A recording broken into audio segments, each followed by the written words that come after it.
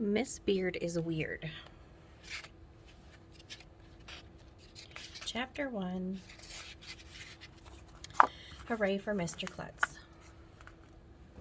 My name is AJ and I hate it when a helicopter lands on my head. Okay, so a helicopter never really landed on my head, but I'm pretty sure that if a helicopter ever did land on my head, I would hate it. Wouldn't you? My teacher is Mr. Granite, who is from another planet.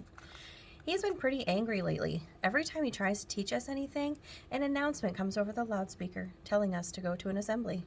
Mr. Granite got so mad that he yanked the loudspeaker out of the wall. Okay, today we're going to talk about the Civil War, Mr. Granite told us. Turn to page 23 in your... He didn't get the chance to finish his sentence because you'll never believe who poked her head into the door at that moment. Nobody. It would hurt if you poked your head into a door. Why would anybody want to do a dumb thing like that? But you'll never believe who poked her head into the doorway. It was Mrs. Patty, the school secretary. I've been trying to reach you, she told Mr. Granite, who yanked your loudspeaker out of the wall. Everyone has to report to the all-purpose room for an assembly. Not again, yelled Mr. Granite.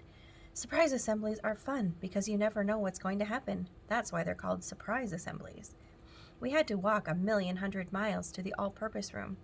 I don't know why they call it an all-purpose room because we can't use it for all purposes. I mean, you can't use it to fly into outer space, so why is it called the all-purpose room? Anyway, we had to go sit boy, girl, to make sure we wouldn't sit next to anybody we liked. I had to sit between annoying Andrea and her crybaby friend Emily. Ugh, disgusting. I made sure not to let my elbow touch theirs. Mr. Klutz, our principal, was up on the stage. He has no hair at all. He must save a lot of money on shampoo and hair dryers and stuff. Great news, everyone, Mr. Klutz told us. Our budget problems are solved. I'm happy to report that we can buy new computers and supplies. We can bring back the art and music programs. We can hire all the teachers who were fired. We can turn on the water fountains again and put toilet paper back in the bathrooms.